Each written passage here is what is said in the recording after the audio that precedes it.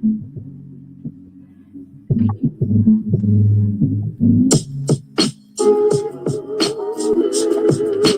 afternoon. Thank you for spending time with us.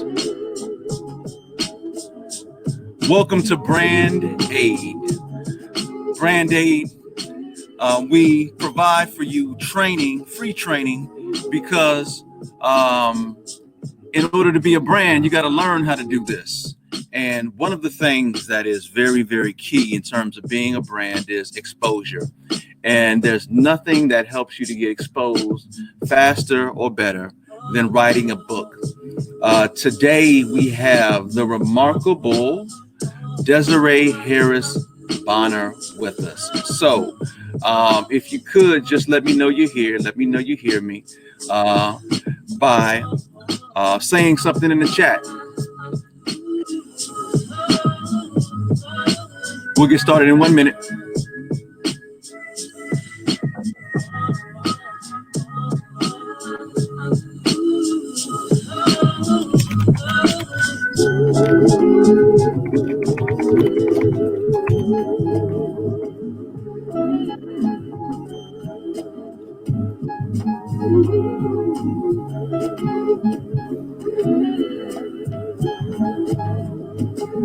All right, let's go ahead and get started.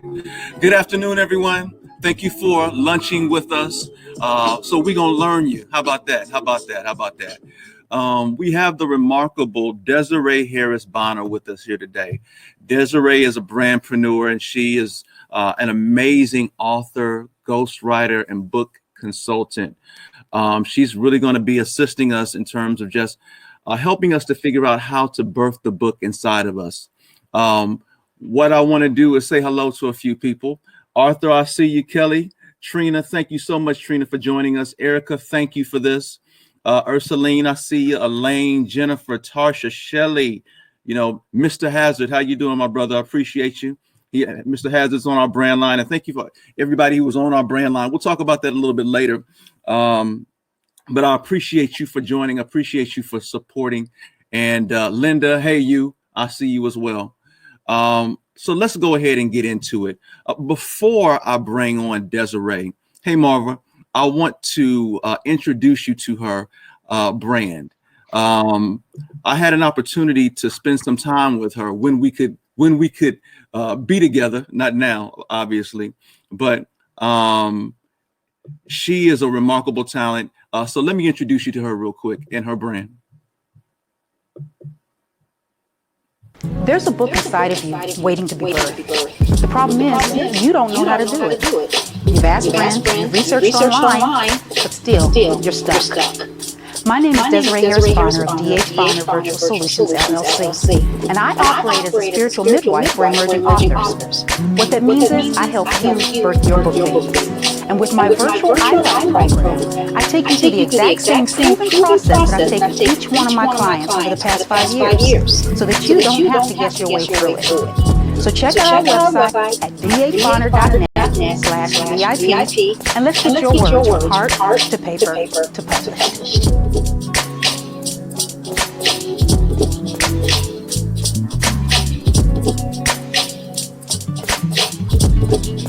My name is Desiree Harris Bonner, and I'm a brandpreneur.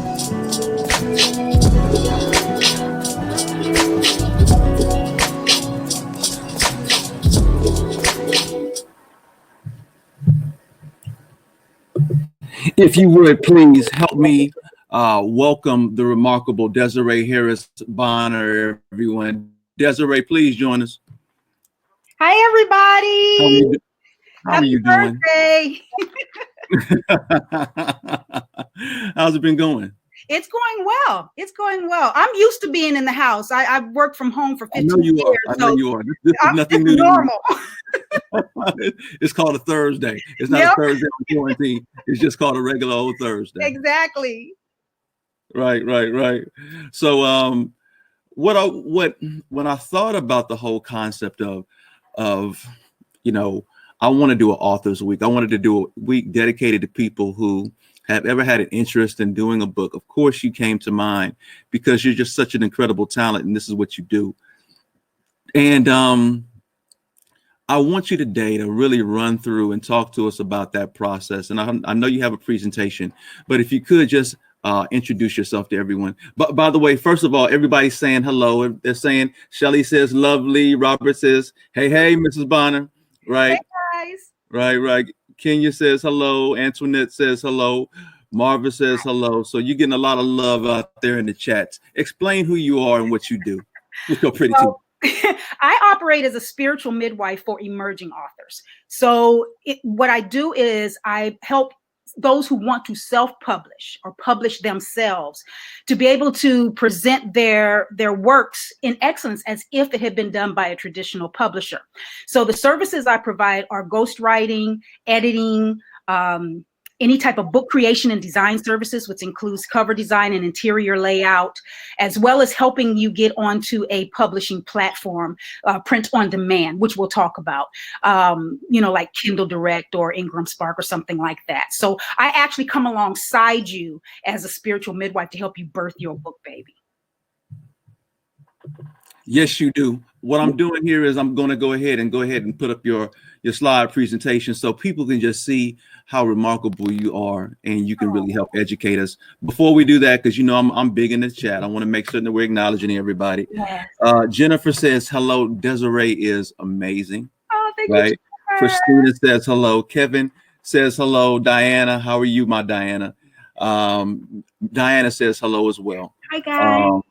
And Linda says, yep, you laid out my book cover. That's one reason I won the Literary Excellence Award. So you got your people on here. I love it. Love says, yes, you are a force, Desiree. So I'm so happy to have you with us. I'm so happy that you have some of your tribe members here with us. Yes, let's go ahead and get started with your presentation. I'll pop in and pop out as needed, but this is your stage. Be excellent because you are.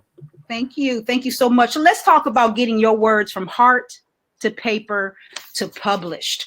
Okay, so I kind of gave you guys an intro on who I am. I'm trying to figure out how to, this is a new platform for me, so forgive me. I'm trying to figure out, there we go, next. The words are next. Oh, it's in it. Okay. So I told you about what I do, but who am I? So one thing, I grew up as a GI brat. And for some of those that know what that's like, I lived all over the world, Japan, Philippines, Germany, continental US, all the way up until from birth to 17 years of age. So that's my upbringing. It's just being around a lot of different people and a lot of different cultures and understanding a lot of different subject matters and situations and circumstances. And so I thank God I have the opportunity to help people birth their stories, no matter what their story is, right? And so as a professional, I've had 30 years of experience working in Fortune 20 companies, and until they laid me off. And then, and so then I asked God, okay, Lord, what do you want me to do? And he said, what's in your hand? And when I looked at my hands, of course, I said, there's nothing in my hands. But, whenever God asks you something and then he asks you a second time, you need to pay attention. So the second time he said, no, I asked you what is in your hand. And so I said, I don't know, Lord, what is in my hand? He said, all those years of experience, I want you to now do that for other people as your own business. And so from that date in 2014, I've been full time. This is my bread and butter, how I feed myself and keep a roof over my head. So it's a passion for me, not a job. I have a bachelor's in organizational leadership and a master's in business. What I love is that God has been able to take all those years of experience and education and even my background in how I was raised and be able to use it to help other people do what they need to do. On the personal side, I'm an ordained elder and I'm a mother of 3 adult children and a Mimi to 6. They are my heartbeats. So that's a wonderful thing. And I'm going to trust that if there's any questions or any comments that pop up in the meantime, that Nick will bring it to my attention because I can't see them. So just know that I'm not ignoring you. And I'm very interactive. So if you do have a question or a comment, feel free to pop it in there. Yeah, Desiree, I'll help you with that and I'll interact. And as there are additional people that want to chime in, I got your back, sis. Okay. Awesome. Thank you. I haven't left you. I'm right here. Gotcha. Okay, because I don't want people to think I'm just talking at them. I want us to talk together. Listen, when as a brandpreneur or someone who's building a brand, you want to look at your book as being part of your brand. And there's a lot of you that have an expertise and a skill set, and a lot of material and collateral that you already have, that you don't have to do the old age idea of sitting down with your favorite coffee or brand of whiskey and your cigar or whatever with the typewriter just hammering away trying to write a book. You don't have to do it that way. You already have all of the content you need, the collateral you need. You just need help in knowing how to compile and put it together and get it out there. And in this industry now, especially the self-publishing side of the house, there's the short read, which is anywhere from 6,000 words to 35,000 words in nonfiction, is best-selling. You know, it's starting to, people want to read something quick and simple and efficient, but yet gives them a lot of information and a lot of meat that they can implement instantly and quickly and give them some type level of success in whatever that subject matter is. The other thing about allowing it to be a brand for you, part of your brand, is it can act as not just back of the room sales or out of the trunk sales. You can work it into workshops. You can make them seminars. You can make them webinars. You can teach from them and use them as your own teaching manuals and resources. Okay, so there's many benefits of writing a book, such as not only increased visibility for your brand, it boosts your credibility and authority. When you have a book that you can offer someone or tell them to go get this book, or you can give them information directly out of the book, it shows that you have some level of credibility with whatever subject matter or area of expertise you're operating in. It provides value and impact to others within your audience and network. It's an added stream of income. It may or may not make you a millionaire, but it's definitely an added stream of income for you, as well as it can be content that you can use on other platforms. You can easily cut and paste stuff right out of your own book and use them in some other format, whether it's a web page or a teaching course or something like that. So writing the book, getting all that mind trust out and putting it onto paper and then getting it into print helps you to do that. It also allows you to acquire more and higher level clientele, giving you access to opportunities, connections, and platforms that may not have been previously available to you, and so much more. Your book, Diana, yeah. Excuse me, Desiree. What I want to do, before you go too far into it, I do want to just let you have an understanding of who's out here in the audience, because it always helps to just really get an understanding of the people that are out here. So first of all, if you've been here before with us, you know I love to do my polls. Are you a business owner, an employee, or both? Just so you have an understanding of what your audience is, Diana. So if you just take a second, business owners, employees. All right, we have several business owners neck and neck. Let's see where we're at. All right. A lot of both. Okay, so we have a nice mixture here of primarily business owners, Desiree, and some who have a business along with a regular job. So we're almost about half and half in terms of your audience. Okay. Okay, right. That's perfect. So we're gonna do one more poll. Okay. I'm sorry. I want to, and this will also help you. Okay. Do you want to write a book? That's a good question. Do you want to write a book? 100% yes. Okay. I was like, why are you here if you don't want Why are you here if you don't want to write a book? I'm just wondering.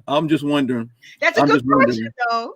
You know, I thought it was a good question. I thought it was, and I have one last one, and then we're gonna have you keep on going into it, sis. I promise you. I'm fine. I love the interaction. Do you have a book? Do you have a book already? Now you are actually in a room with some authors, right? Yes. Look at this.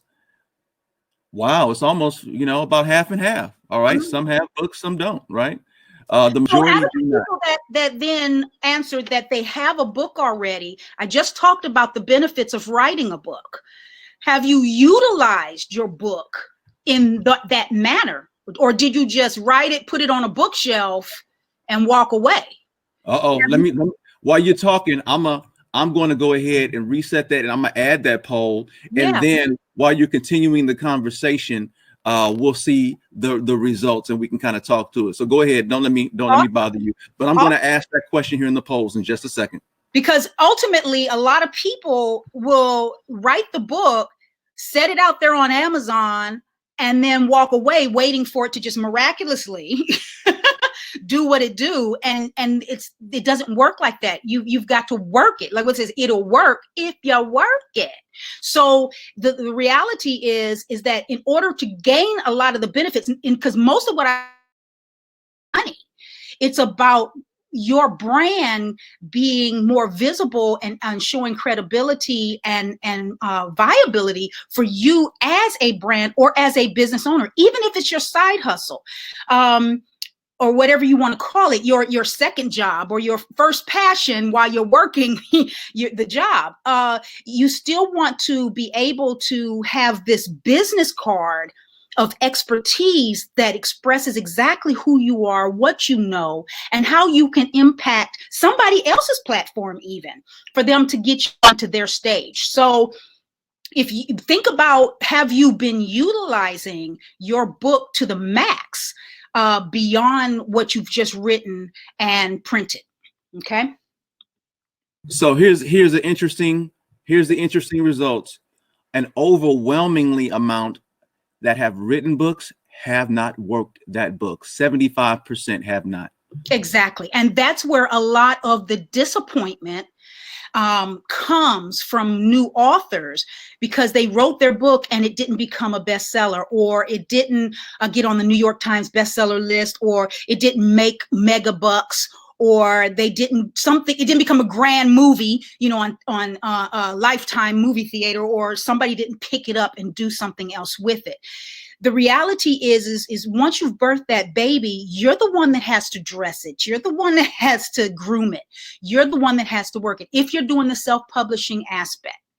Okay. So start thinking about those things.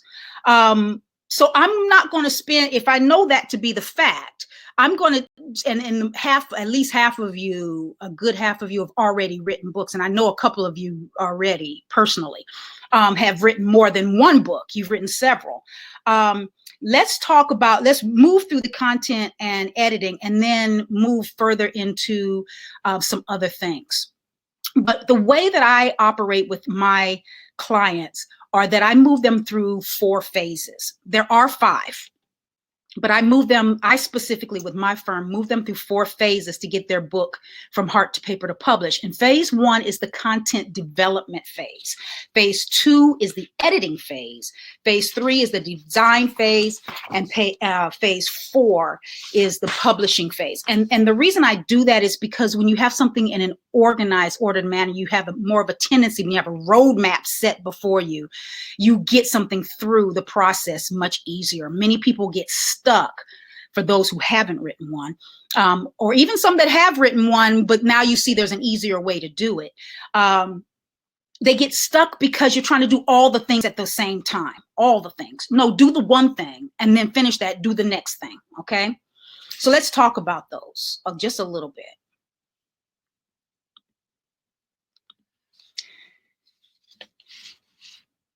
Hey, Desiree, Mm-hmm. Lyndon says, it's your book, your baby. Either you take care of it or you give it up for adoption. I love that. I love that. I love that. I love that. Sebastian also asked, what is the literal first step to writing a book? What's your strategy for making time to write the book? I think you'll talk about some of that in your presentation. Is that right? Yes, we're going to get right into that right now, Sebastian. We're talking about content is queen, which is the first phase, and that's content development. I'm going to give you 5 approaches that you can use to write your book. I'm going to bypass all of that so that we can go straight to it. And the problem is that a lot of people, like I said in the very beginning, I said, get away from the old age traditional ways of thinking about how you're supposed to write a book. And yes, there are plenty of classes you can take that sit down and you go through these long drawn out processes. But for the purpose of this webinar and for what we're doing, which is creating a book that supports your brand, even if you're writing a fiction book, you can still utilize a lot of what I'm going to share with you. There's 5 approaches I use to help people get their words out, because again, most of you already know your stuff. You already know it, or you can put your hand on it. Or even if you don't, I got an approach for that too. So the first approach I use is what I call the compilation approach. And the compilation approach is best used when you already have a lot of content out there, but it's not compiled in one cohesive flow. For example, you may have a lot of notes from blogs, articles, speeches, or sermons that you've done. You have all this exceptional content related to your topic or subject matter, but it's scattered and it doesn't read well together.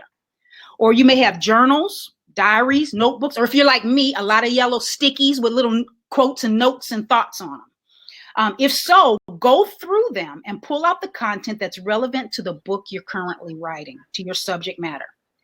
And I've found that many speakers, coaches, ministers, those type of individuals have a lot of this, but it's disconnected or it's in an uneditable format. But if you gather all the material, you can begin to develop your content and your manuscript. So your first approach is a compilation. It means you already have this content somewhere else. You've got blogs that you've been writing for years. You've got journals and notebooks that you have this stuff in. Go in and pull out and pull together those pieces and put it into an editable form. Okay? The second approach is what I call the transcription approach. And this is where you may not have something already written, but you do have audio and you have video of your teaching, your Facebook Lives, your Periscopes, your speeches, your sermons, and they need to be transcribed and edited. Okay.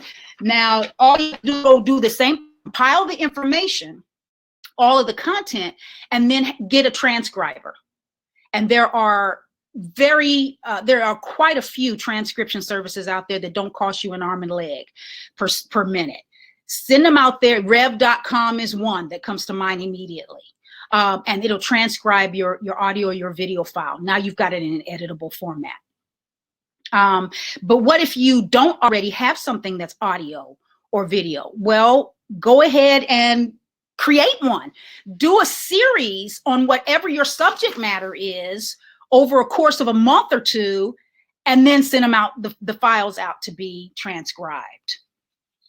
Okay. Just hit the go live button and start creating it. Remember, it's going to be edited later, so don't worry about it being perfect, but it'll get you your initial content. The third approach is what I call the brainstorm approach.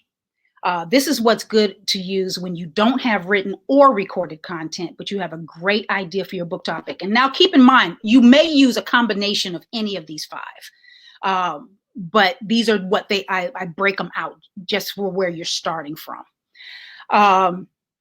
So in this one, you brainstorm to produce an outline.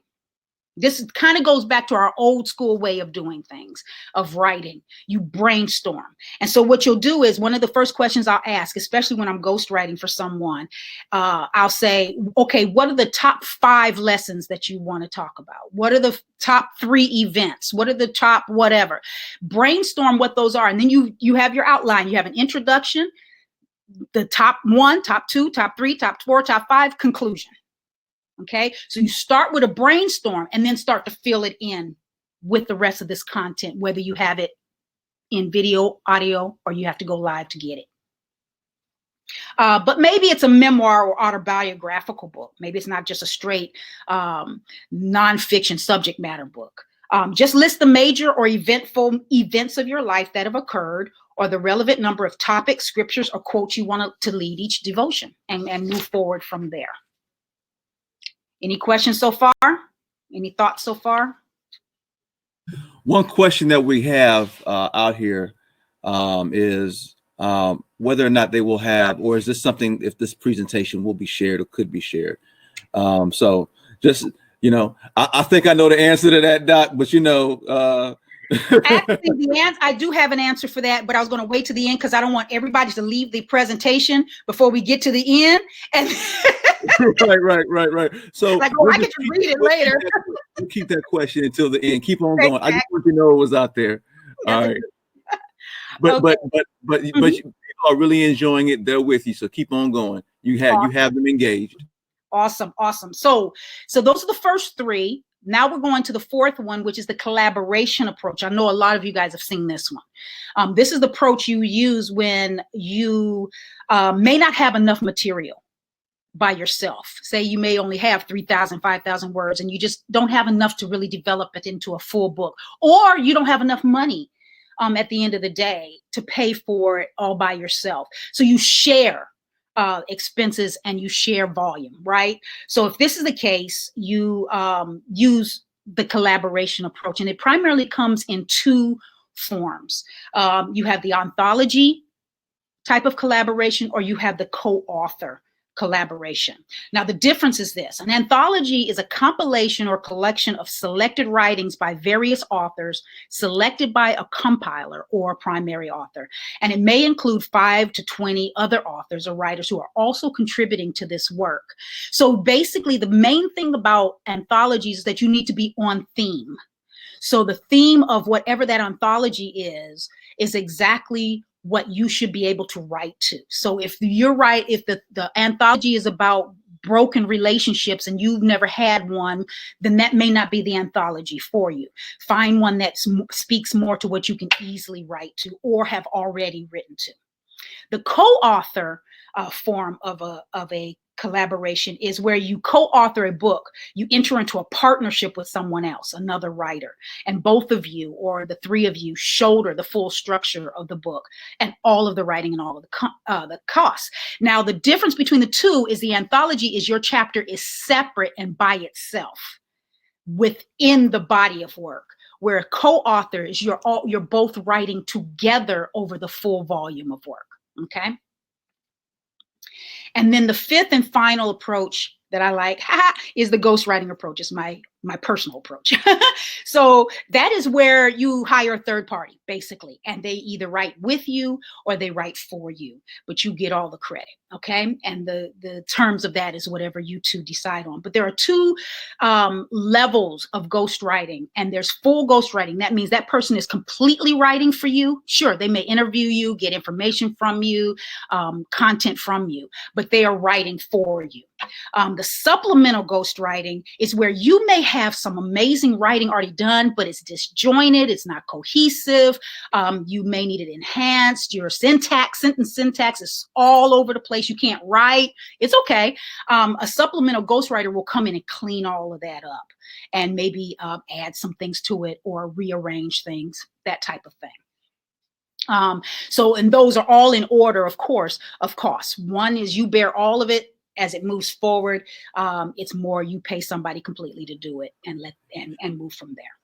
Desiree, when I wrote my book in 2015, I actually used a combination of both. I had a few people kind of, because I'm just not a writer. That's not, that's not what I do. But I had thoughts, and you had talked about compiling. There was an interview approach that was done with me, where gentleman sat me down and just asked me a whole bunch of questions, like literally asked me a whole bunch of questions, pulled stuff out of me, and at least gave me a starting point. Yes. And then I kind of smoothed it out from there. Yep. Right. And then I had an editor, and we started off with my wife, and she just tore it up. Oh my God. Yes. Tore it up. She was like, "You have a master's degree, really?"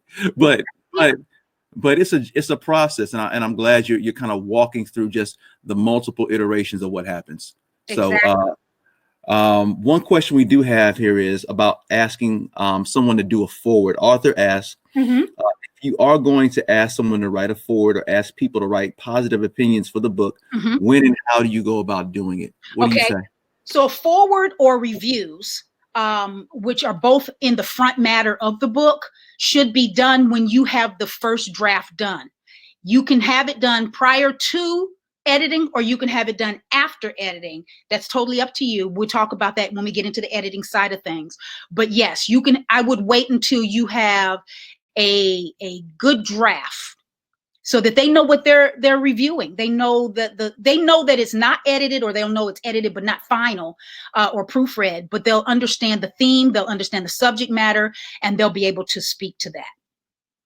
Because you want it to be an educated forward. You want it to be a forward that really supports your work. You want the reviews to really speak to the material that you have in there. So a lot of times I hear people do that before they may just have the synopsis or an idea, but that's too early in the process. That's like telling somebody you're pregnant before you've conceived. So, you want to wait until you've got an ultrasound to show them so they can speak to it. My most important tip in the writing, the content development space, is write the book in one go. I can't tell you that enough. Don't backtrack. Don't try to edit while you're writing, because that's a completely different phase of the project. And I've seen more writers take years trying to get their book out because they're continually editing what they've written. Don't do that.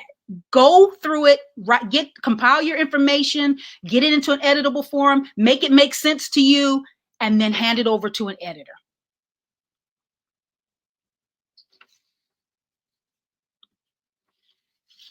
As Margaret Atwood says, if I had waited for perfection, I would never write a word. We're not at this stage of the process in content development. You're not trying to perfect the work. You're just writing it and getting it out of your heart, getting it out of your head, getting it onto paper.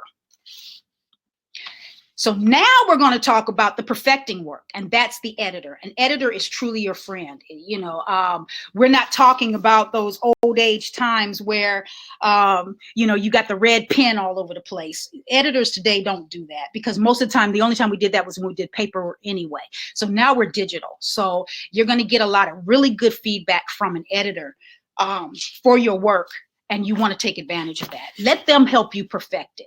And this is, I'll be honest with you, this is the part most writers skip, because you heard Nick say earlier, I have a master's, and I've got a master's. I don't even edit my own work. I don't. If I'm ghostwriting for someone, I don't edit what I ghostwrite. And if I'm writing my own stuff, I don't edit my own stuff, because the reality is I'm going to miss something. And someone else can look at it, a fresh pair of eyes can look at it and give me a better idea of what's going on. Now, the level of editing I might need might be different. Each of us might need a different level of editing, but at the same time, still get that editor, a second pair of eyes for you.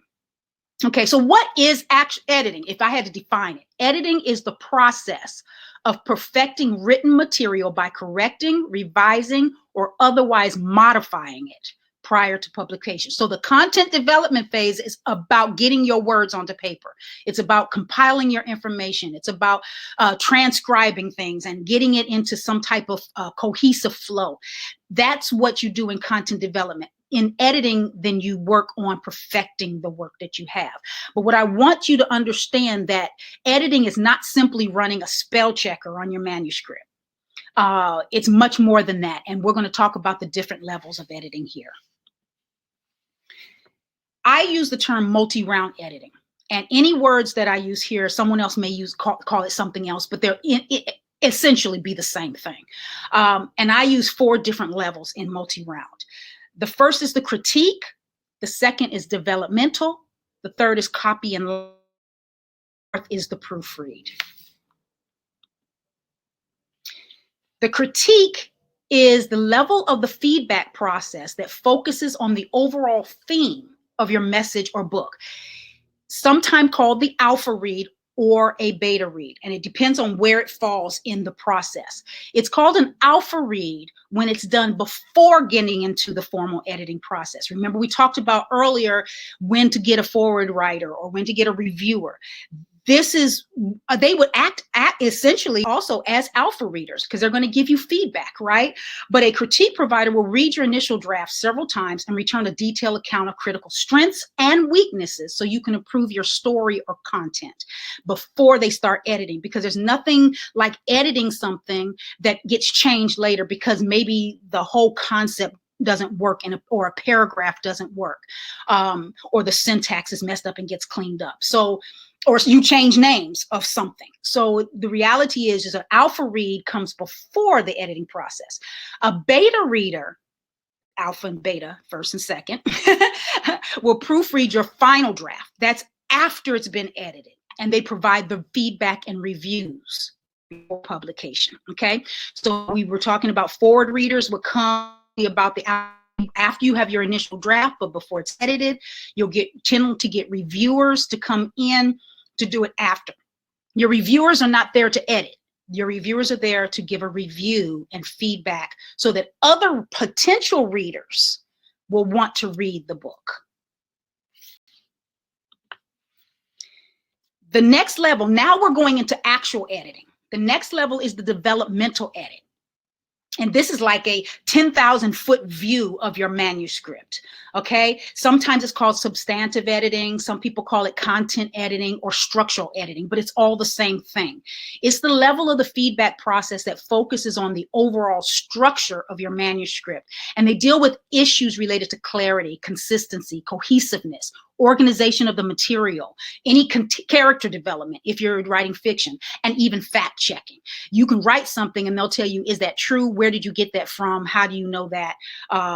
Where's your citation? That kind of thing. Or if it's organization or consistency, you use Johnny in the top portion, but you called him Jimmy in the bottom portion. So who's Jimmy? Which one is it? So it's consistency there. Organization material. When I do a manuscript critique many times or a developmental edit, I'll say, you've got some great content, but it's in the wrong order. You may want to have it flow this way, or remove this and add something here that really bridges everything together. So that's what the developmental edit is. Looking at, from up in the clouds, looking down, being able to see the landscape to see if it all makes sense and flows. At this level, there's heavy revisions. That's what Nick was talking about earlier, is why I just beat it up. That's where the heavy revisions are. That's why you don't want to do a whole lot of editing when you're content developing. Just get the words out and let the revisions come later. The next level of editing, after that's done, after all of everything looks good, we come down to about 3,000 feet, right? We're hovering right above, and we can see your house really well, and the street, and in everything, all the other houses, and how everything lines up together. Now we're on doing a copy or a line edit. This is the level of feedback process that most of us think of when we think of having our drafts edited. And it focuses on cleaning up and correcting mechanical errors with sentence structure, such as your spelling, your grammar, your punctuation, your verb and noun agreements, missing or duplicate words, citations, and syntax concerns. But it does not fix structural issues.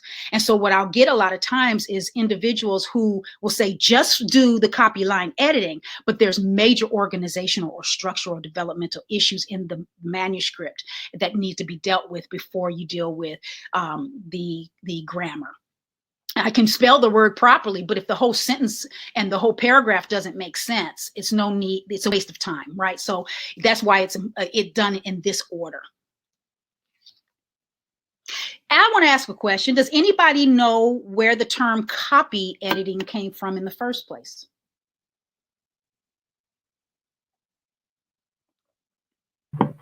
What I can do, Desiree, I'll ask that in the poll. Okay. And then see what they give say. them a chance to put it in there, and then we'll see what the answers are. Okay. Okay, sounds good. So All right. Let's move to the final level of editing, and that's the proofread. And in my opinion, this is the most misunderstood level of the feedback process, because a lot of people, they'll say, oh, proofread, then really what they need is a copy line edit. They need a syntax edit. Proofreading is not in-depth editing. The proofread is the process of reviewing a final edited draft to make sure that the entire document reads well from beginning to end and it's ready for print. It's the final pair of eyes before publication. And it's actually called proofreading because it's when the document has been printed as a proof and it's handed over, because we're coming back from the days of traditional publishing, right?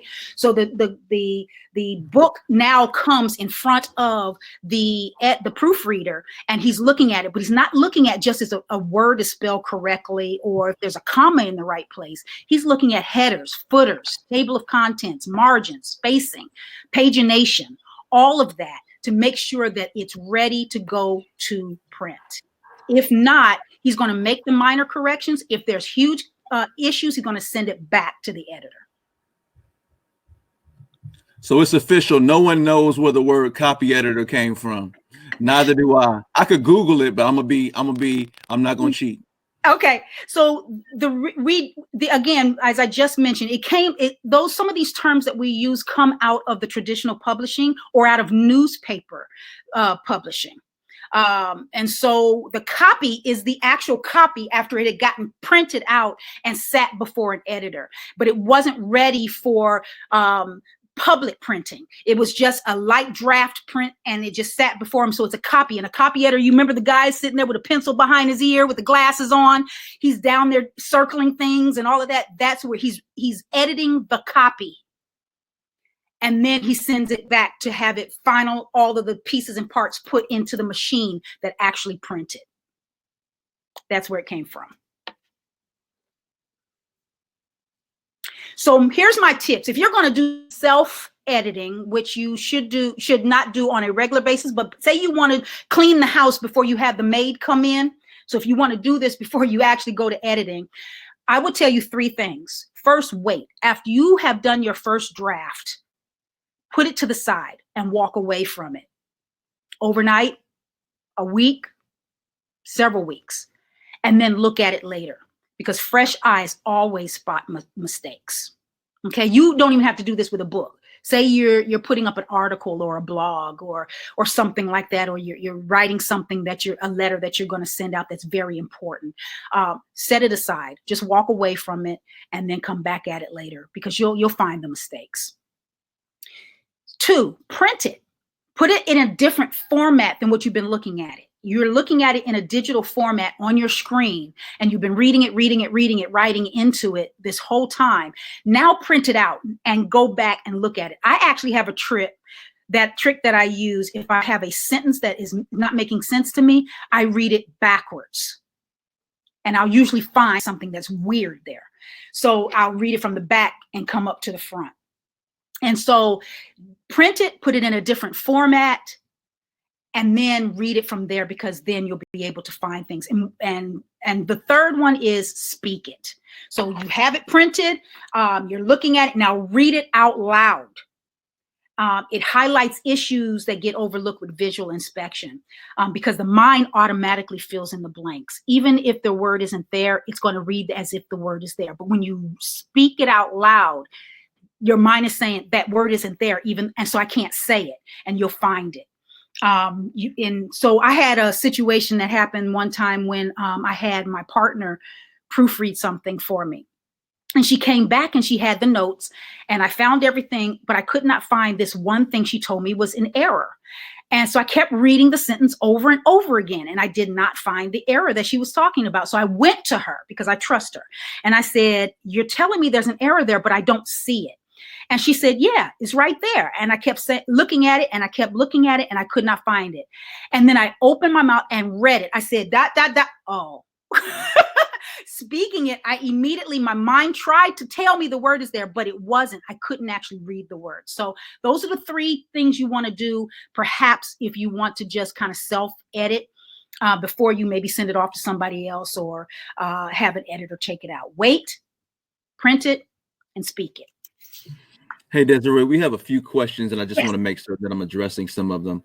The first one I see comes in from, you're always going to get a question in terms of pricing. Approximately how much does a ghostwriter cost in terms of pricing on average?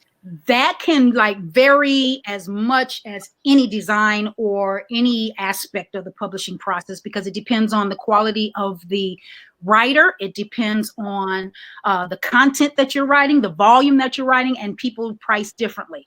I will tell you that for a short read book, you should not be surprised to be anywhere from $5,000 to $25,000. And that depends on what's included. And that's the full process? Yes. That's the full end-to-end process. End-to-end process. Yeah, for a short read and whatnot. Unless you're like a really big celebrity working with a ghostwriter that's really high end, then you can get into the tens and tens of thousands. But for our purposes, for the average Joe like us, don't be surprised, somewhere around $5,000 to $25,000. All right. Another question is, does one editor complete all the phases of editing? So in my firm, no. We have at least 2 to 3 different pairs of eyes looking at it at different phases. Okay. And some of you should have seen the offer up right now. We do have the opportunity for you to talk to Desiree. I'll link them to your Calendly or your scheduling site on your website. So definitely, if you have some additional questions, by all means, reach out to her. I have one more question. Okay. Where was it? When writing a book, do you want to write based on impact when you're writing a book, do you want to write based on an impact you want to make, or do you want to write a book on what's important to you or your story? For example, I believe my story is unique, but I don't see how it'll benefit others or why someone would want to read about my life or who I am. That's good. I personally believe you can have both in the same book. I use a technique with many of my writers. It's called a devotional memoir. And what that is they're writing their personal stories. But remember, we talked about the Brainstorm Approach. So we talk about what are the 5 key lessons that you've learned. There's got to be a reason why this is important to you. So what are the 5 key things that lessons, themes,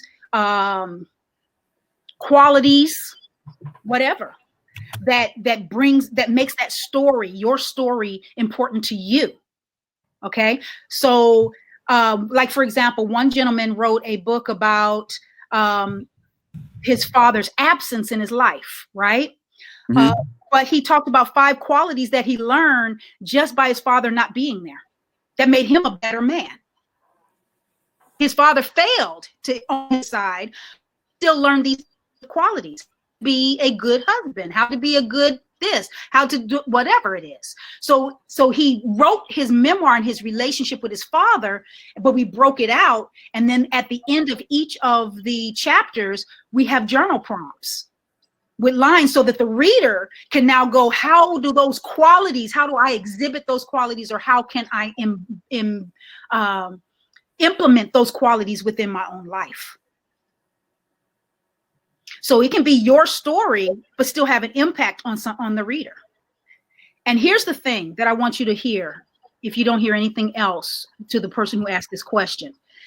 Whether your story is uniquely yours or has been told 1,000 times before, it doesn't matter. It's your story. And the reality is, if I'm teaching this course in one room and somebody's in the very next room teaching the very same course, they're not going to teach it the same exact way I teach it. They may have elements that I don't have. I may have elements they don't have. And I have my own personality. They have their own personality. And more importantly, the people in the room are different. So there's people that I'm going to be able to talk to and teach and impact that they will not have that opportunity to do because they're with a whole different network or circle of people. So just the same, I won't be able to impact that group of people because I'm in this room. So write your book, tell your story, and let it have the impact that it's going to have on the people who happen to pick it up and read it.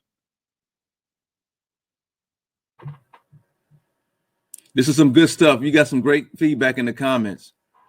The Bible says, one man plants. Oh, here we go. Waters, but God brings the increase. Don't you get me shouting up in here. We ain't gonna do that today. You hear me? We did not come for here. See Nick run around his basement. We did not. Not today. Not right now. Tell your story. Tell your story, and it will have the impact that it needs to have.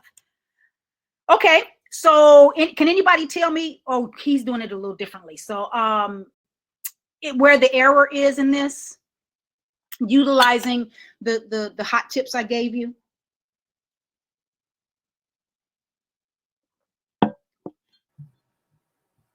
Proofread carefully to see if you left any words out.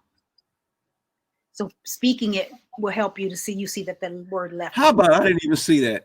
Exactly. That's my point. How about I didn't even? Your mind will tell you it's there. You know it's supposed to be there. How about I did not even see that because I just said it in my mind. I just said it, right? If you speak it out, you'll see that it's missing. My goodness, that's my problem, huh? I don't speak it out. I just need to speak. Speak it out. Talk it. Right. I tell people, you know what? I can do all things through God, YouTube, and Grammarly. Okay, let's be clear. Quick promotional plug for Grammarly. Grammarly. For all those who have master's degrees, but who have not mastered the art of just basic English, Grammarly is a must. It is. I have no problem saying that. I will tell you that Grammarly, though, is a good proofreading resource. It's not a good developmental resource. So, that's what you want to use for your last check, not for the primary. Okay. So having done that, let's move into the fun part, the part that everybody who comes to me about 90% of the time want to work on first. Before they even have 2 words on a piece of paper. They want to work on the cover. The very first, can I tell you what I want my cover to look like? Boy, every time. People like, forget about the words, Doc. Let me tell you my vision for my cover. Yes. I'll send you some samples. Oh boy. But I ain't gonna go there. Your people. Oh my God. And believe me, I've heard it so many times. Them be your people, Doc. I just smile. I go, okay. You can share it with me, but guess what I'm gonna do? I'm gonna put it in a folder, and it's gonna. I'm not thinking about it because the cover. Think about this: a cover is the dressing of your book. If you don't have a book, why are you buying clothes for it? So, and even if you did buy clothes for a newborn that you're going to have, you have no one to put it on. So you just put it in a drawer, right? And who knows if the size is going to be correct or the coloring is going to work, if you get into that kind of thing. So at the end of the day, I don't do design until while it's being edited, because then I've already done a critique of it, or until if someone gives it to me after it's been edited, until I've actually read it. And because I need the cover to really represent the content. The cover represents the content, okay, not the other way around. Okay, so cover art serves one purpose. And one purpose only from Larry Correia. And that is to get potential readers interested long enough to pick up the book to read the back cover blurb. That's it. Cover art is not to tell the whole story. It's not in any of those things. It's to catch their attention. And so what I use is what's called the blink test. The blink test means, because I like the term attention grabbing. Does it grab your attention? If it's sitting on a pile of other books in a bookstore, what makes that person grab your book and pick it up?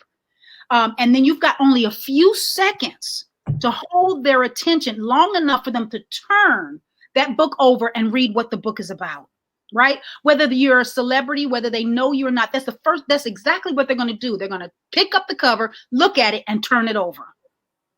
Okay. And then the next thing they do is open it and look through introduction or forward or anything like that. And they start spinning pages.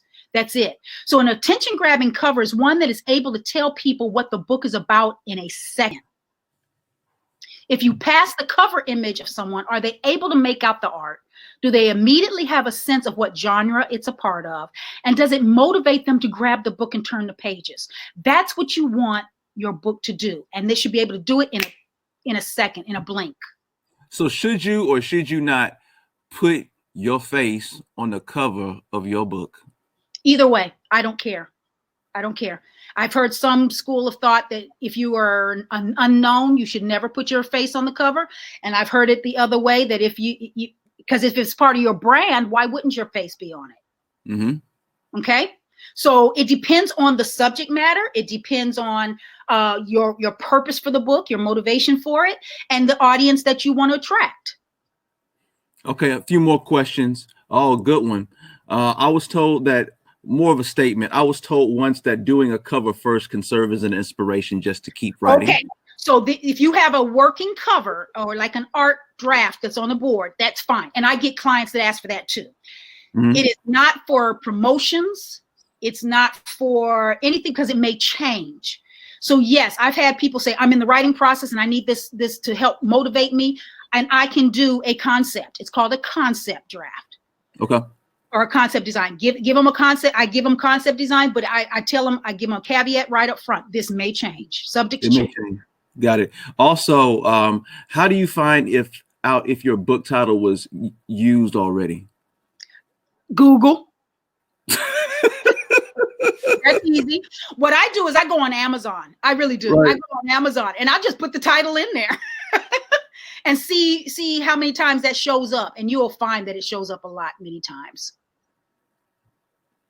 All right. And then another question. Do you do illustration work? I do not. I do have illustrators that I work with. You do have illustrators. Okay. Very good. All right. Don't let me bother you. Keep it going. You're doing excellent. Okay. Let's keep going talking about the design. So that's the main things we want to talk about there. Now let's talk about the interior. And the reason why I want to make sure we talk about the interior portion is because a lot of times people will completely forget this part, right? They'll say, okay, I'll just format it in Word and keep it moving. Well, that's fine, but there's a lot of elements, design elements you're probably not considering. And so I'm not going to talk about full design. I'm just going to give you a quick overview of what I think is important for you to be mindful of. But ultimately, the golden rule of design is to be clear before you're clever, whether it's the cover or the interior. And the things that you want to make sure of is that you're dealing with the proper typography. Typography are your fonts. Typography is the style. Typography is choices in sizing of your fonts, placement of your fonts, structure of your fonts, right? So you want to make sure that you present your letters and text in a legible, clear, and visually appealing manner. I've seen people use script fonts and it's like very difficult to read. You know, or perhaps you're a male, but your designer or yourself has chosen either extremely generic fonts, like Times New, that's great for drafts, not for design, or Arial, whatever. What's on your word processor, which is fine for drafts. But we're talking about design now, getting it ready for print. Or they use fonts that are female. In the feel and the style of them, or vice versa. You're female and you're using very masculine styles. Now, maybe your book is generic, male and female, maybe a business book or something like that. Well, then that style and the fonts chosen should match that particular genre of books. The second thing you need to be mindful of is your trim. And trim is what is called a book size. That's your 5.5 by 8.5. That's your 6 by 9. And those are the two standards.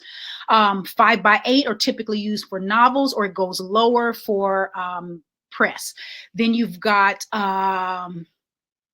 larger books for like workbooks and things like that. 8.5 by 11s, your 7.5s by 9.25s, et cetera, et cetera. But that's ultimately your trim. It's the size of the book. Because it's trimmed at the last stage of the production to fit that sizing. And then finally, layout. That refers to the arrangements of the elements on the page, usually specific to placement of image, text, and style. So how, where I place my chapter content like the chapter headings and maybe the epigraphs or the quotes or scriptures that come underneath them, and then the rest of the way the content flows. Most short books that are not novels, think always full justification, standard 0.25. Some people use 0.5, but you don't really want to do that. It's too far over 0.25 indentation. And then space it properly. Double spacing is just too much. It really shouldn't be that way. But your designer should be able to tell you, based on the genre of your book, the subject matter, the amount, the volume of text, all of that, how the interior should be laid out so that it's really appealing to the reader and it allows the reader to read very well. And to that point, I want to talk about white space, because this is where most people, I've seen books where it's like literally they're one space, they're using single spacing throughout, or they've got all this content clammed up together and they're not making really good use of white space. Don't be afraid to space stuff out. Don't be afraid to use the white space. It's really negative space, right? To add to the layout. And white space, it's white, it just means that it's not text or content, right? So the reason why this is important to your interior design, because you don't want your layout of the content to weary your reader. You want them to be able to look at the page and the way it's formatted, the way the margins are set, and other design elements are implemented. They can easily read and find information and content. Okay. My hot tip in this area. Okay, because I get this question a lot of times. Why pay you to do this when I can go to Fiverr? Okay, you know what? To Fiverr or not to Fiverr it is a question, but one that I'm going to tell you you're a bad guy if you use Fiverr. Fine. Cool. I'm going to tell you you're a bad guy if you use Fiverr, because my first attempt at a book cover was from somebody over somewhere in a land far away. I got that thing back. That was $5 wasted. How about Fiverr is more than $5? Let me more clear. Than $5 when you really it's more than $5. I don't even know why they call it Fiverr anymore. You know, they should call it multi 5. right. Yeah. Cool. So yeah. So it's not that they're not design professionals. I'm not saying that. And I'm being kind. At the end of the day, you don't have enough relationship with that particular designer, and they don't have enough relationship with you and your work to be able to really represent it well. Okay. And so when they'll go to them and they'll say, okay, well, I can get a book cover from them in 3 days, but it takes you 2 weeks to get me a concept. Well, yeah, because I'm actually reading your work. I'm actually talking to you. I'm actually understanding the genre that you're in and your subject matter. And I'm paying attention to what you're bringing to me as what you would like to see, as well as what I know from an industry experience. And then we're going through rounds and iterations. So if you're going to go Fiverr, here are 3 things I absolutely want you to pay attention to before you choose someone. Review their portfolio. Make sure that what you're looking at is representative of what they're going to give you. No different than if you're looking at my portfolio on my website, right? Don't be fooled into believing that those first pictures they have as part of their gig is theirs. Many of them are using templates that are widely known in the industry. When you're in the industry, I can look at it and go, that's a template from this particular vendor, okay, or this service provider, and just popping them up there as if they're not. That's what you do, is scroll through their portfolio until you start seeing pictures that have reviews underneath them. That's what their real work looks like. Okay, that's number 1. And if that's the case, you'll probably not go with them for the most part. Number 2, check the client feedback. So, check the dates of the reviews. How recent are they? What type of issues constantly pop up with that particular designer? And how did the freelancer respond to the negative feedback, if they got any at all, or if they responded at all? Because that lets you know it took too long, this, that, and the other, or they charged me extra for whatever, that kind of thing. And if you have to literally shift the filter to find negative reviews, say if there's negative ones or most recent ones or whatever, change the filter to see what you actually find, and go from there. Check the gig out carefully, because what you may be thinking you're getting, you may not actually be getting. What you may need, you might not be getting. So for your $50 or your $60, I've had, let me say it this way. I've had more people come to me and say, I already have my cover. I say, great. Give me your cover. And what they give me is a JPEG of a front cover.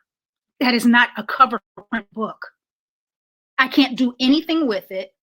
It may not be sized properly, and I don't have a spine and back. I can't help you. Or you give me a JPEG of a full cover with spine and back, but I still can't do anything, because I can't change the trim size. I can't change the spine width, because when I finish with the interior, I know exactly how many pages that spine has to cover. I can't change anything. So what you did was you gave me a picture of a cover. You did not give me a cover. So, but you paid your $50 or $60, but you basically got nothing for it. Okay? Nothing usable. You got just something pretty to look at. Now, it's okay to have that and hand it to me as a sample, but now I have to actually create a cover, design a cover with design elements that are layered and not rasterized or a single flat image, and then put it back into a high resolution PDF for two different things. Okay, so you got a picture of a cover. Now, if you're in that case, the final bonus thing I'm going to say about Fiverr, and then I'm going to leave it alone, because ultimately you should be working with a professional designer, is consider purchasing, adding to your gig, the source or native document. That means the PSD or the InDesign file or the Illustrator file or whatever it is that they actually created it in, and make sure that it's layered so that when you pass it off to another designer, they can actually work with those elements. Miss Desiree, we got a few more minutes left, because I want to be respectful of everybody's lunch hour. So if you could just kind of wrap it up for us in terms of just, some of the things that, are the top things you want us to walk away with from you, because you've given us a whole lot. People are already hitting me up talking about, is this recorded? Yes, it's recorded. Yes, we will send it out so you can have it, because we want you to be able to leverage this and continue to learn. Okay. So take us home, Miss Desiree. Okay, so ultimately what I want you to walk away with is the reality. I was literally at the last phase, so great, and I apologize for taking so long. But ultimately, because this is something I normally do in a full masterclass that takes a day, right? So I try to condense it as much as possible. The ultimate thing is this: design elements you can easily hire somebody to help you with design. You can hire someone to help you with publication, an author coach or whatever. You can hire a promotional public relations individual. The ultimate thing you need to do is, unless you have words on paper and they've been edited properly, you don't have a book. You just don't. So focus your attention on getting the content together and then working with an editor, so that you have a manuscript that's ready to rock, whether you go through the traditional route, whether you go through self-publishing, or you hand it off to a hybrid publisher, a boutique vanity press. Get your words on paper, get them edited properly, and you can do this, I promise you, in 30 days. It doesn't take a long time. If you're working with a ghostwriter, it may take 3 to 6 months. It takes a little longer. But if you take those other 4 of the 5 approaches that I gave you, you should be able to get that done in 30 days. And go out and change the world. Go out and change the world. You'll see that you can contact Desiree by clicking the offer. I absolutely recommend that you do so she can answer some additional questions. I know that Many of you have them, but I mean, Desiree, this has been some fantastic information, and we appreciate you for sharing your expertise. I appreciate you for trusting me with your brand, and you are doing some amazing stuff, and everybody thanks you. Shelly says thank you. Hey, Shelly, how are you? Sheila says, see, I told you this would be enlightening and enriching. Boy, Kelly Porter's on our brand line. She says, thank you. She's actually writing her own book, and she's in the final stages of it. And we're very proud of her. Congratulations. Her launch on that. It's been a labor of love and a commitment to her dad. So, we're very excited. And everybody who's on our brand line, we thank you. I had an offer earlier, and I'll bring it up again. We're going to have to do this brand line thing again, because the response has been very humbling, to be quite honest, in terms of just the amount of people that are interested in terms of just learning how to develop their brand out in a 30-day time period. And so we have a lot of our line mates and participants on right now, and we're having fun, and we're growing, and we're learning a lot. And we had our morning session this morning, Desiree, and we were talking about the art of storytelling. So you did a lot in terms of just even helping us there, because story is just so important. I tell people, story is the number one thing you have, right? It's your superpower. Yeah. And it's the one thing that it's always amazed me, man. People are just, one person said, I didn't know it was professional to tell my story. Oh my God, yes. People buy from you because of your story many times. They buy from you because of your story. Right. So we're going to break that line of thinking, right? Because story is so amazing, and it allows people to feel about you, and it acts as connective tissue to you and your brand. So thank you for helping us to learn how to birth our book babies. You're right? welcome. Yeah. And definitely, Desiree, we appreciate you for being with us today. And I appreciate everybody for joining us. I'm sorry we went a little over, but I think it was well worth the while. And we have approval. You have approval to have your lunch hour extended, right? So who gonna know anyway? You at home by yourself. Let's go. So thank you so much for joining us. Desiree, thank you so much for being here with us.